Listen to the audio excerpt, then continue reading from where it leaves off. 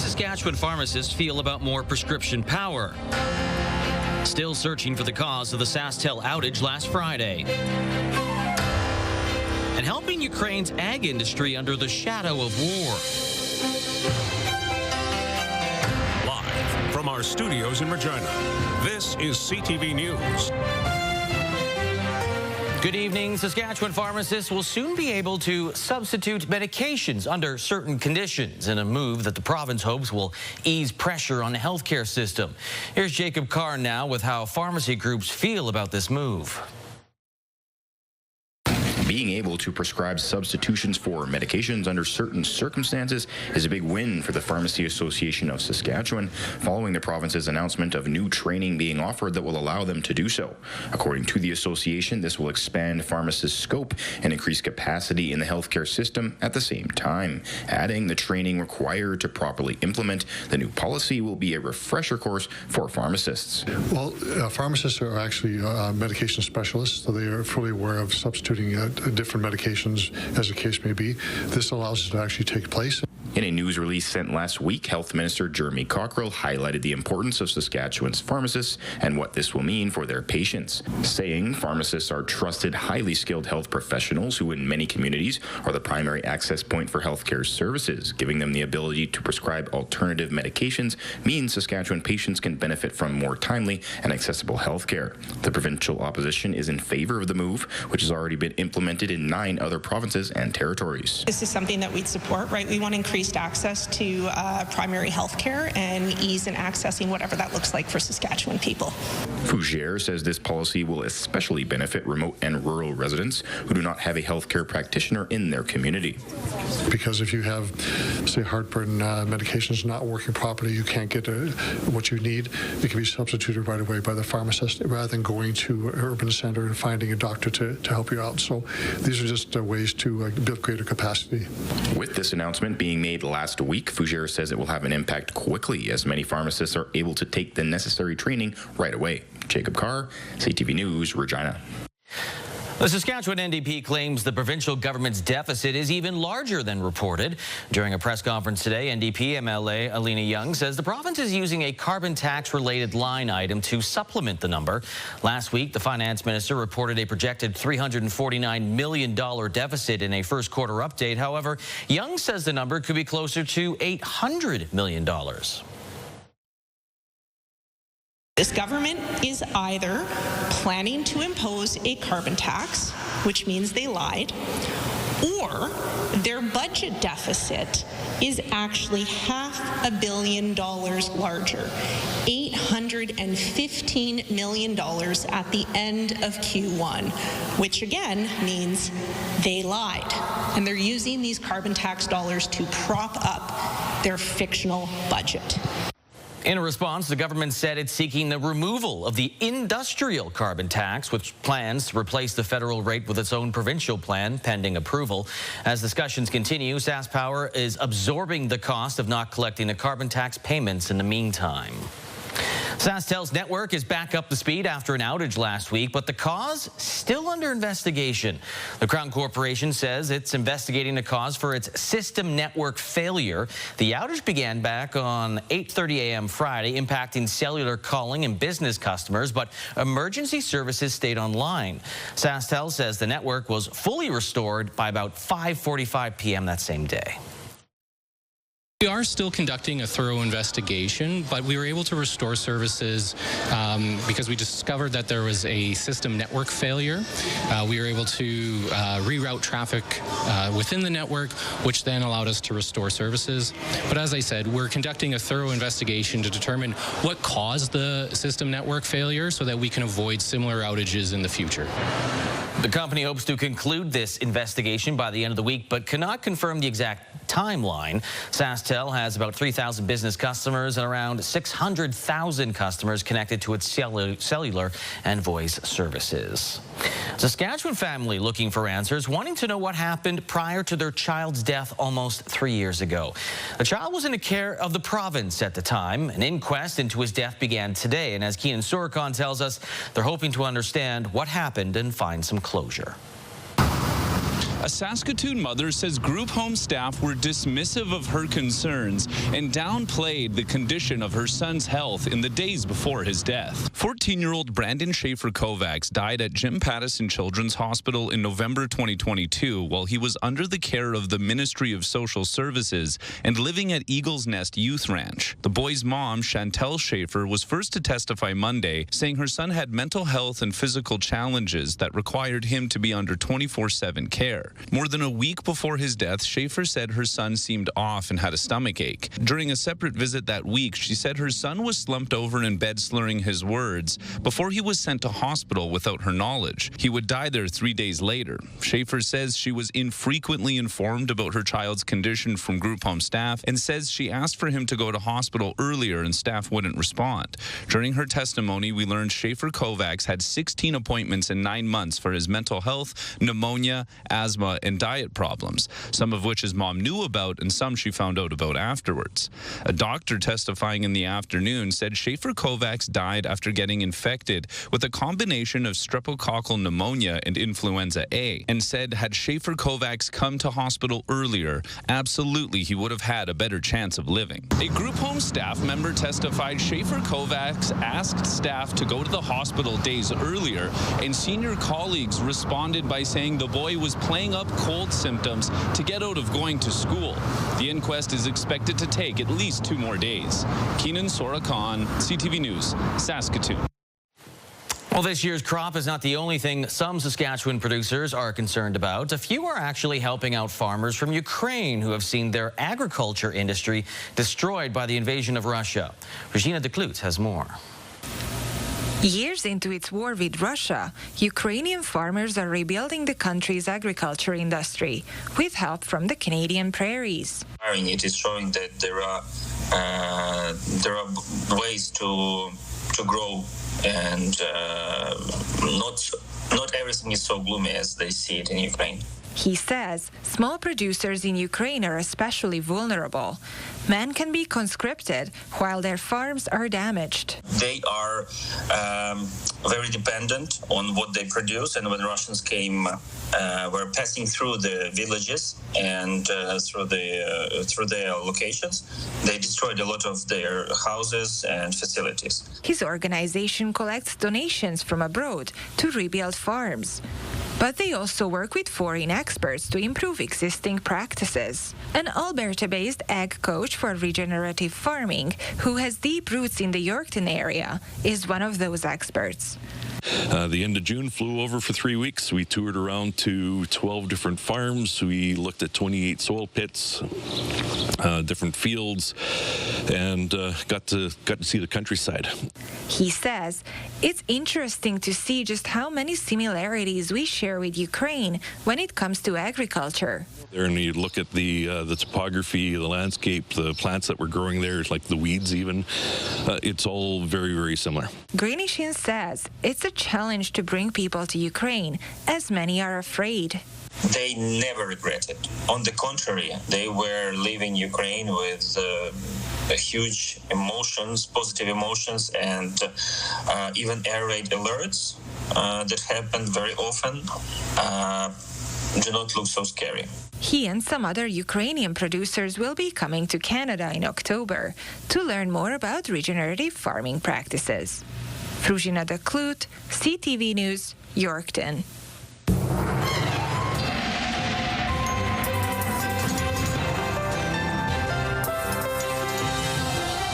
Sabine joins us with our first look at weather, and start of the work week, Sabine. It's the last week before Labor Day. It is, and you know what? It's going to be a hot one. So if you feel like you've missed out on any type of summer-like conditions, this is the week to get out and enjoy it, Lee. We're actually starting to feel the effects of the heat that's affecting Alberta. Much of Alberta is seeing those weather statements in effect right now for a long duration of heat, and that heat is expected to stick around until next week, early next week. We could expect to see those temperatures start to bleed into Saskatchewan, where we're going to see temperatures into the 30s for much of this week. It was mostly a calm and clear day today with a lot of sunshine. You can see a lot of those temperatures still right now in the mid to high 20s, and that's basically just setting up for what we can expect for the rest of the week. The average is starting to get cooler for this time of year. 24 is the average daytime high. We got up to 27, and a very cool low first thing this morning felt like 5 degrees, but a warm up will continue for the rest of the week. I'll have details in your forecast. Lee? Thanks, Sabine. Yes, full details, diagrams and everything. About 20 minutes time. Since 2012, the International Chocolate Awards have been crowning the best chocolate makers from around the world. And this year, rural Saskatchewan was represented by 2 makers creating their own unique blend. Mick Fable dives into the details. A married couple from the village of Siemens are celebrating some sweet success for their homemade chocolate at a prestigious international competition. Dionysia Chocolate, named after Laura Sandoval's grandmother, scored 2 bronze-level wins at the 2025 International Chocolate Awards. Their unique bean-to-bar blends are made with great care and attention, applying their signature taste during roasting. There's a lot of trial and error with the roasting process before we get to actually making a chocolate that we like or that we will sell, because we have to test different roasts, how they affect the flavor, and then also see how that turns out. The chocolate makers are also parents of 2 young children. When the day is complete and their kids are asleep is when their pantry turns into a makeshift chocolate factory. I'm busy with the kids at the day, and in the night is the process. At the night is the magic coming and the smelling cacao coming. We are happy doing this because we like to do that. Sandoval moved from Colombia over 5 years ago. Chocolate making is a part of her family's history. She says the process makes her feel close to her roots and culture. My business is not big. I'm happy to do that because it's something healthy. It's tradition, it's flavor, it's smiling, it's love. Going forward, Dionysia Chocolates plan to continue their current process, eventually offering lines of chocolate which celebrate Colombian culture. They also hope to one day have access to a registered kitchen to offer their unique blends on a wider scale. And that's one of the things we like about the way we do chocolate is we're not just creating a uniform product. Every time you have one of our bars, you're getting something very unique. Savoring the past while looking to the future, bringing the taste of Colombia to the prairies and beyond. Mick Fable, CTV News, Siemens. So I'm going to... It's a viral social media trend, video of a police officer running after a person, but it's not an actual criminal they're chasing. It's a staged run, meant to be fun. Laura Woodward has more on the trend and why one sociology professor is not in favor of this recent trend. It's a TikTok trend challenging police officers to a foot pursuit. The video's taking off in Canada. This one was filmed in Broadview, Saskatchewan. That's Taylor Lutz being chased. I was actually kind of nervous because I was wearing flats and a dress skirt, so I was like, I don't have a lot of motion. My RCMP guy did actually tap my shoulder, so I lost, but it was still super fun. I love it. I think we're building a good relationship with the RCMP community. Our elder, his grandson, and our wonderful cop. The trend is seeing praise online. Comments applauding officers for being good sports, but not everyone is on board. I know people are having fun, but you really got to take a step back and think about what are the possible consequences. Sociology professor Christopher Schneider, who has written about policing and social media, worries someone could get hurt. Why would we take the risk here if the police are playing games with members of the community and chasing them around? It seems like a sort of a bad idea. He says there are less risky ways for on-duty officers to connect with their community and showcase the human side of law enforcement. The RCMP declined an interview about the trend. Laura Woodward, CTV News, Saskatoon. Upcoming Labor Day Classic football game got a big boost from Regina City Hall this morning. A retro Rider flag raised at City Hall with current Rider players helping out. Team mascot Gaynor the Gopher, no surprise, along with some Rider cheerleaders were on hand for the big event. The flag raising shows the support of the city for the Saskatchewan Roughriders' 60th annual Labor Day Classic game against the Winnipeg Blue Bombers. Mayor Chad Bashinsky encourages Regina residents and everyone in Saskatchewan, in fact, to paint the town green from their homes homes and businesses to wearing Rider colors all week long. Lots of city councilors. This is the one game where you're going to get some fans from east of us as well, but Rider Nation is going to show up from all across Canada, really, and certainly from all four corners of this province. Sold out crowd with some standing room as well, so it's going to be the biggest crowd we've ever had for a Rider game at Mosaic Stadium this Sunday, and we can't wait. This Saturday will be Family Day at Mosaic Stadium. Fans can get autographs from Rider players and have a chance to walk on that turf. Thank you. And the football community mourning the loss of a former Saskatchewan Roughrider scout. Craig Smith passed away over the weekend after a lengthy illness. For 2 decades, Smith was a scout with 4 different CFL teams, joining the Riders in 2010, and he was part of the organization that won the 2013 Grey Cup on home turf. Nothing really slowed him down until he was diagnosed with acute myeloid leukemia back in 2017. Smith was 69 years old. The Prime Minister visits Europe, doubling down on his defense spending stance, and missiles strike a hospital in Gaza that Israel calls a tragic mishap.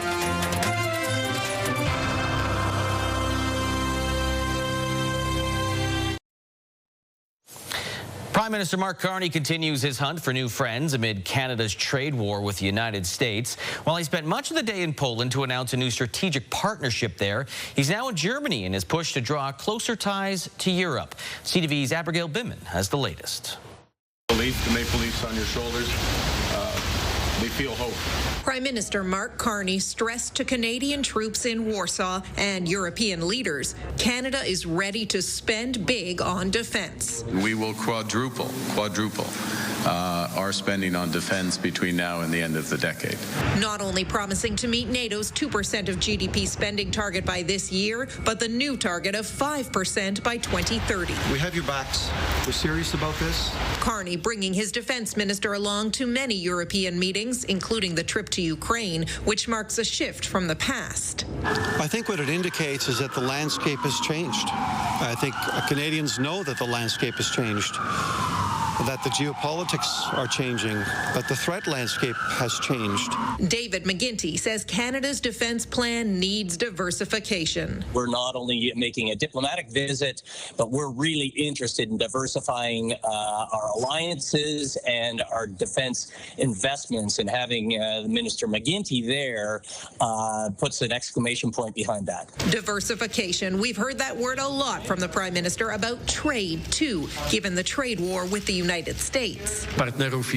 Poland needs reliable partners that are ready to cooperate closely in the nuclear energy sector, and also as regards RES, renewable energy sources. Poland has the fastest growing economy in the EU, and the two leaders recommitted to an agreement signed last year, but now focusing on trade, energy, and defense. Our trade relationship last year grew by something like 22% in a single year. So the appetite is really there. It also means that people are kind of knocking on our door more. And from Warsaw, the Prime Minister ends his day here in Berlin with a full day Tuesday focused on those same themes, deepening trade and defense ties. Abigail Beeman, CTV News, Berlin. Saskatchewan's wildfire situation maintaining status quo. About 45 active wildfires. Only one is not contained, and is the Muskeg fire north of Beauval and La Plonge Indian Reserve. Elsewhere, things getting worse in Nova Scotia as it's taken a bit of a turn with 5 new blazes starting yesterday. The fire is out of control, but there's so much that's out of our control. We actually need the weather to cooperate. We need the winds to cooperate. We need some rain. So there's just so much unknown and uncertainty. But it's an awful feeling. It's a really awful feeling.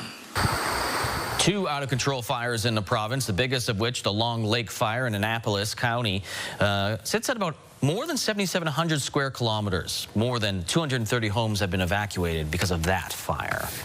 Farmers across the country have begun harvesting their crops, but dry weather in the prairies is leaving some farmers worried about the outcome.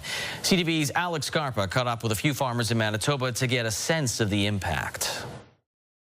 We never had that before, that you have ripe oats on top and green stem or even green leaves on it, they're still mushy. Farmer Thorsten Stanze is starting to see the impact a dry summer is having on his crops. Oats like this green in the stem, it's very hard to combine. The lack of moisture is being blamed for a very short crop, below average for what it normally should be. Farming is a poker game. So in this year, the cards, I think, dealt against us. The yields are not great. They're a little bit under par, but not great. Yeah, this is a corn crop, and normally this time of year it would be, 6 to 7 feet high. Like Stanze, Doug Martin is also seeing his crop struggle ahead of harvest, but not all is lost. While there is nothing he can do to salvage his wheat crop, he says recent rains could help out his corn and soybeans. And they're harvested much later. Like corn, you don't really start harvest till after the middle of October.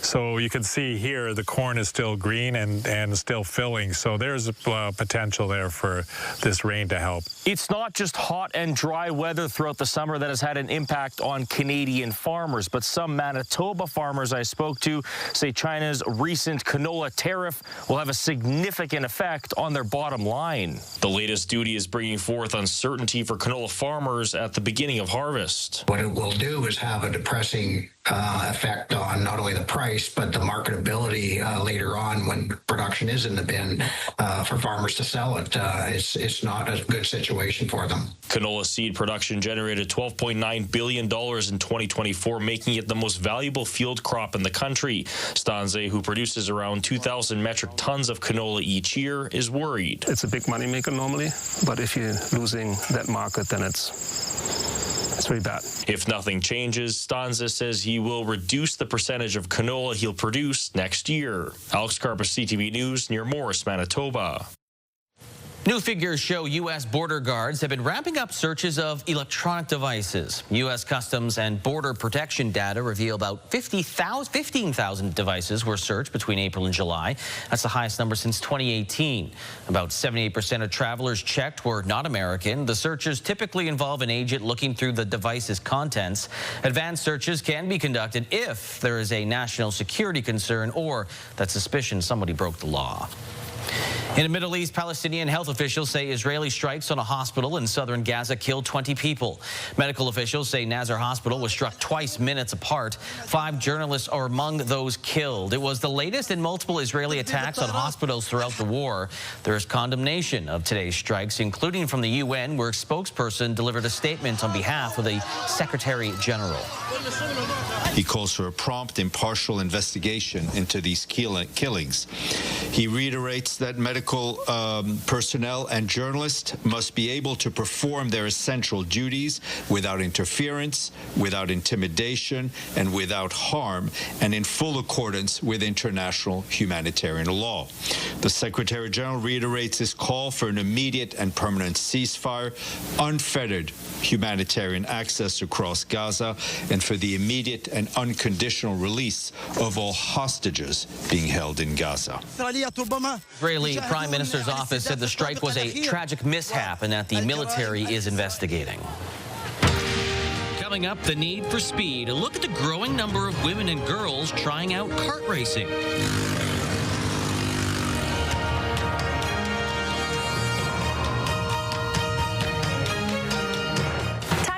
Long-range forecast. In the morning, we're checking in with the editor of the Old Farmer's Almanac to see what they say winter has in store. News, weather, and traffic. It's everything you need. CTV Morning Live, weekdays 6 to 9.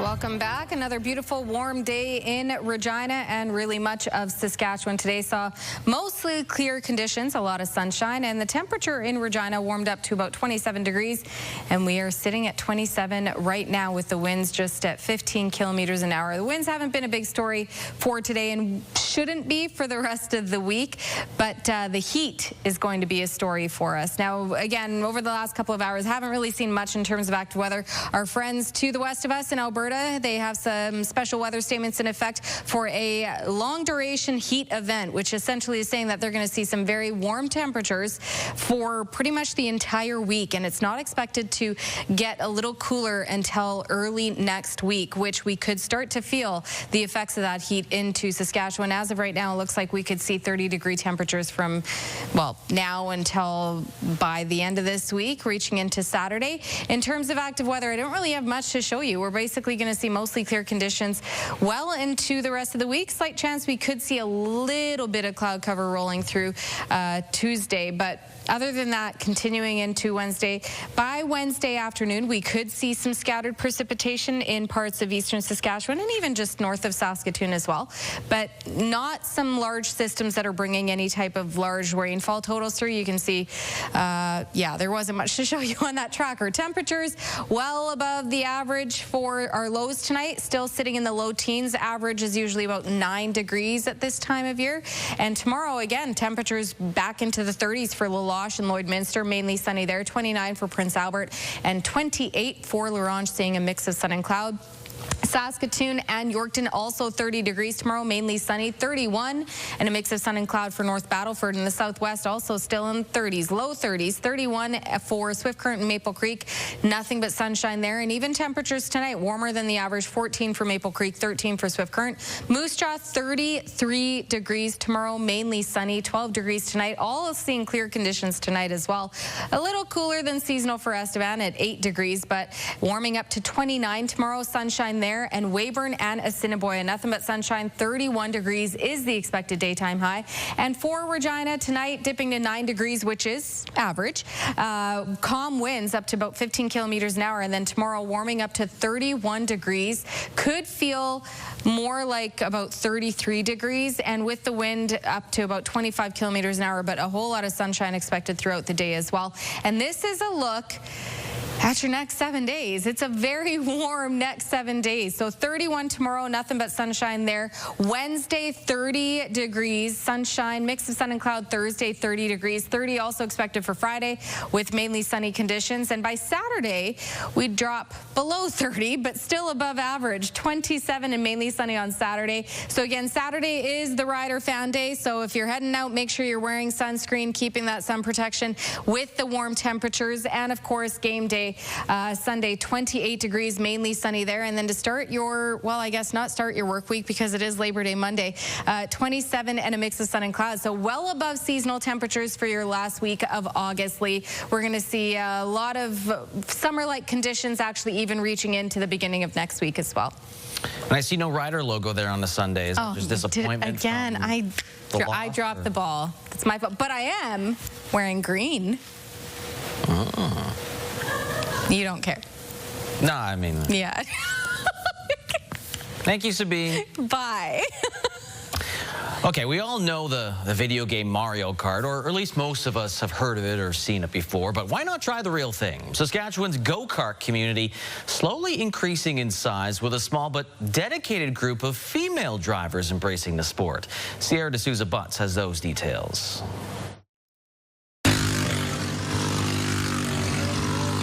Racing for 20 years, Alexis Budel says it's the community of motorists that brings her back every year. That is the best part to this sport. I have a family we met 2 years ago and absolutely walk in their house like it's mine. That's a second family, and everybody here, everybody looks out for each other. Traveling from outside of Winnipeg to Regina, Budel is one of 7 women representing the South Sask Kart Club out of its 60 members. There's been a huge uptick in women in the sport, which is fantastic. There's never enough. It's always fantastic to beat the boys. So the number of female drivers has increased little by little over the years, with women partaking in the sport for various reasons. I had to sell my horses. I was moving off a farm into city, and that was the comment, trade horsepower for horsepower. So I had loads of questions, and I came to watch 6 years ago, and my daughter and I started that next year. When my dad got diagnosed with hemochromatosis, he wanted to find a hobby that me and him could both both partake in. So we sold one of our cars, bought our first go-kart, got the suit, got everything, and it was just pull the cord and race at that point. Haley Goulash, who also joined the racing community because of her family, says she enjoys the high-speed action karting brings. I really just enjoy being on the track. I enjoy racing. I enjoy the competitive nature of it. Yeah, there's no other feeling than being behind a wheel going 120 kilometers an hour. There's no feeling that matches it. Adding, the nonprofit club hopes to see the next generation of girls and boys keep the sport alive. We really want to keep growing the sport. It's the quickest, the best way, the most affordable way into motorsport by all means. So for the little guys, it's the best way for them to get into it. It's the safest way to get into motorsport. So for us to keep the club alive, it gives everybody an opportunity to get into motorsport at one time or another. Sierra D'Souza Butts, CTV News, Regina. Still ahead, a rough ride in Calgary for the green and white. Some reaction after getting stomped by the Stamps.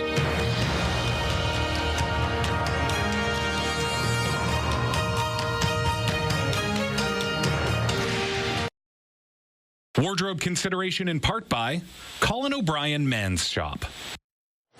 The Riders' offensive line fell victim to another Calgary Stampede on the weekend. The Stampeders' defensive rush got to Trevor Harris 4 times, giving up no points in the second half as Calgary beat the Riders 32-15. Now, Harris took some hard hits in this one and was replaced late in the game by Jake Mayer. Despite looking hurt on this sack, both Harris and head coach Corey Mays claimed that the move was made not because of injury, but because the game was out of reach. Yeah, I thought at that time, we're down 17, I think, and, we only had 15 points there, and we weren't being able to move the ball, and, D-line was getting after the quarterback there, and we're sitting in a situation where we're at.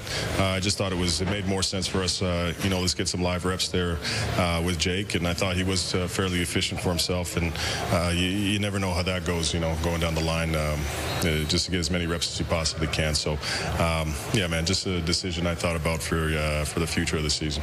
The sky's not falling. We know who we are. We know where we're headed, and certain moments and certain games are never going to define who you are in a season. What's going to define you is who you become, and it's what I've said all along. We started out 8-1, and everybody's talking about how much of a juggernaut we are, but I just try to tell everybody it's not about the wins and losses at this point. It's about becoming who we want to become, and this is no different. So you face a little adversity, and it's going to reveal who we are, and so we'll find out a lot about our championship medal that we've talked about, and I think we have great guys in the locker room, and I think we'll respond accordingly. Brett Lotha also missed this field goal attempt in the first quarter, which has some wondering if he's going to be in the lineup when the Riders play the Bombers in the Labor Day Classic. 2025 Men's Baseball National Championship has wrapped up in Regina with a team from New Brunswick winning gold after an 8-1 win over Quebec. As for the bronze medal game, all Saskatchewan matchup between the host Regina Trappers versus Team Saskatchewan featuring players from numerous teams across the province. In the end, Team Saskatchewan took home the bronze with a 13-3 win over the host Regina Trappers. The tournament drew good crowds and featured top talent from coast to coast playing at Curry Field and Optimist Park in Regina.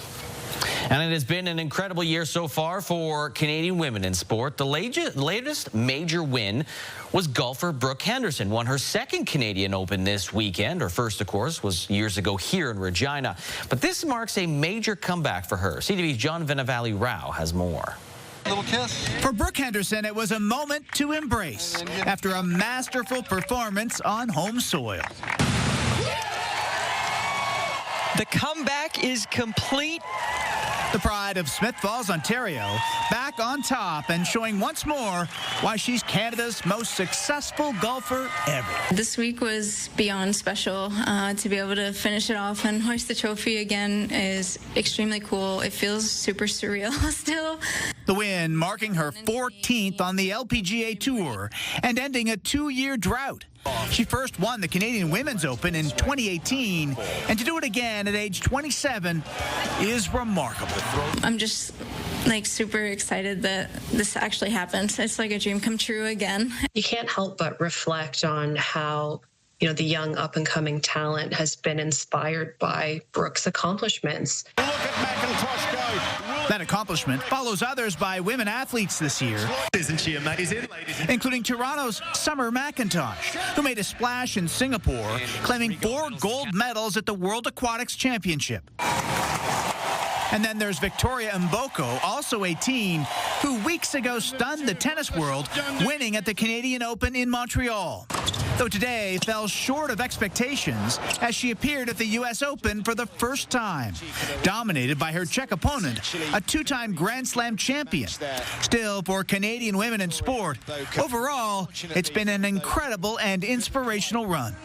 What we can speak to is hoping that this is going to change participation rates for girls in sport in the future. If they can see it, they can be it, and they can be the next Brooke, Victoria, or Summer. As for Brooke Henderson, she kept saying her latest victory seems surreal, calling it a huge win for Canada and Canadian golf. John Venevalley-Rouse, CTV News, Toronto. Coming up, Regina police need your help to catch 3 thieves.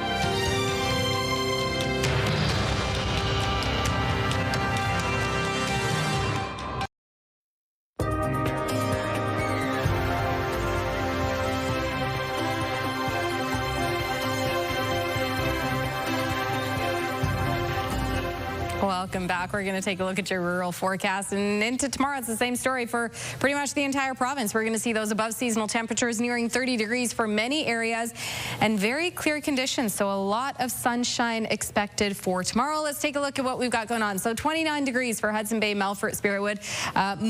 Mainly sunny for Hudson Bay. Melfort, Spiritwood could see a little bit of cloud cover rolling through. Same with Meadow Lake there. 30 degrees for Watrous and Lloydminster. Kindersley sunny 31. 31 for Outlook and mainly sunny. The closer we get to the southern border, pretty much the same temperatures. 28 for Carlisle and for East End Cypress, seeing nothing but sunshine there. 29 for Kenora and for Rockglen, and 30 degrees for Broadview, and then 31 degrees expected for every other place in southern Saskatchewan.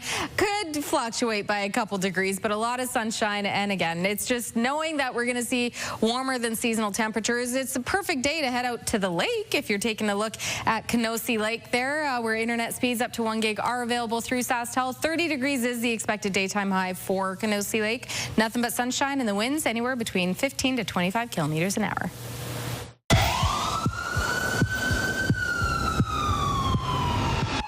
The incident happened on August the 16th, 2025 on the 3700 block of Quant Street. 3 men entered a store and stole several bottles of alcohol. As they were leaving, they assaulted several staff members. Suspect number 1 is described as a man wearing blue jeans, white shoes, a gray hoodie with a white Reebok logo, a black and white bandana over his face with a red New York Yankees hat.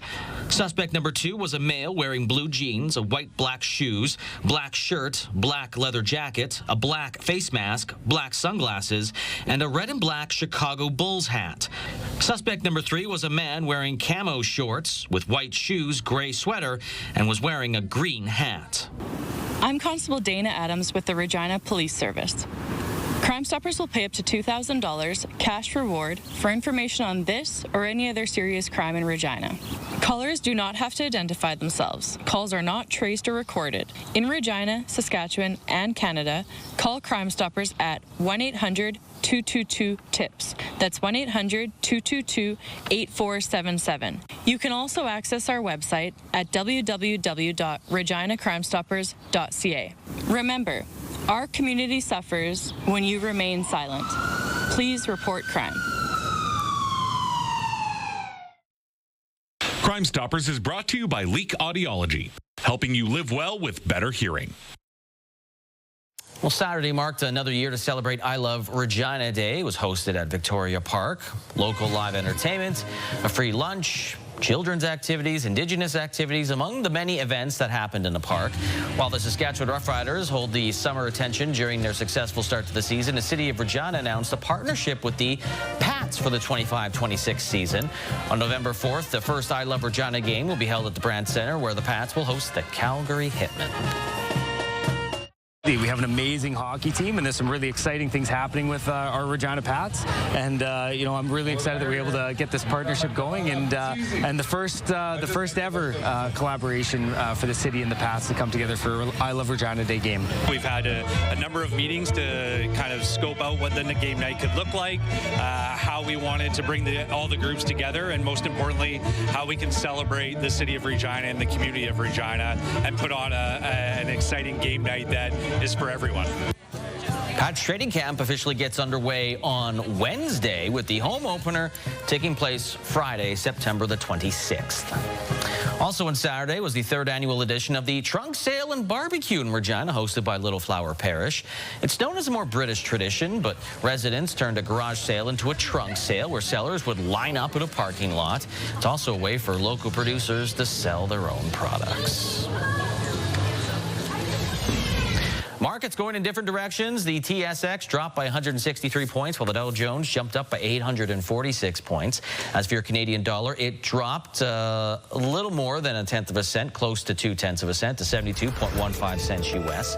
On the commodity front, gold up $33.16.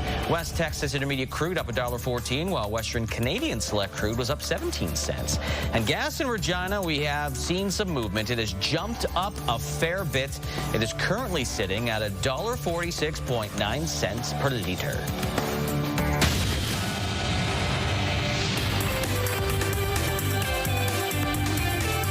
One of the largest shareholders of Cineplex is pressuring the company to buy back its shares. Windward Management is also calling on Cineplex to sell non-core assets and prepare for an outright sale, arguing the stock could nearly triple to $30 a share. Some key fertilizer stocks rose today after the U.S. Department of the Interior announced it is considering adding copper and potash to its critical minerals list. It would make projects eligible for federal funding and can streamline permitting for exploration, mining, and processing. Currently, about 80% of potash that the U.S. imports is from Canada. Elon Musk's artificial intelligence startup xAI is suing Apple and OpenAI. The lawsuit is accusing them of locking up markets in an anti-competitive scheme. Apple has a partnership with OpenAI and has integrated its AI platform, ChatGPT, into iPhones, iPads, and Macs. Those are your business headlines. I'm Lindsay Biscaya.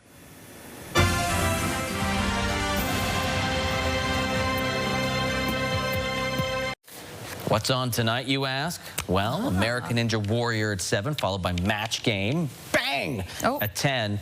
And then E-Talk with national and local news following that.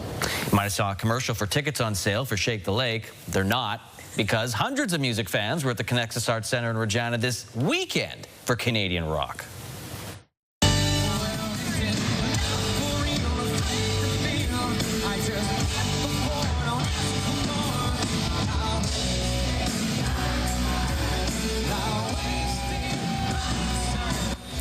You can go, Sabine. Oh, I didn't hear anything. Default headline Friday night. Friday night to Shake the Lake. Other acts included the Stampeders, Helix, and the Headstones. The festival has been running on the banks of the mighty Wascana in front of the Connexus Arts Centre since 2018. Organizers say the turnout exceeded expectations. It's important that we support all these Canadian bands, especially in these times. Neil, our CEO, was great at booking, and it's always a tricky task to get done, but he pulled through with some of great talent this year. There you go. The festival will return in 2026, well, next year. Dates and acts are still being determined. You were just enjoying the music, that's why. Yeah. Earlier, yeah. Yeah, that's exactly why. Yeah. Well, it's fun to watch hot air balloons overhead, but they don't usually get this close.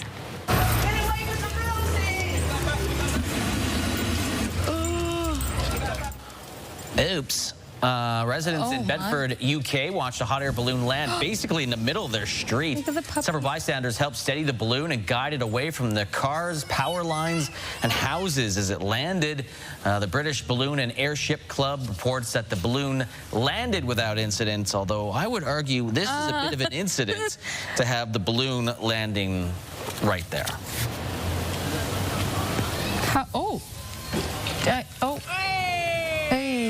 got to cheer when it lands. Are you a person that when they fly, you cheer when it lands? No, are you? No, I just wondered. Yay!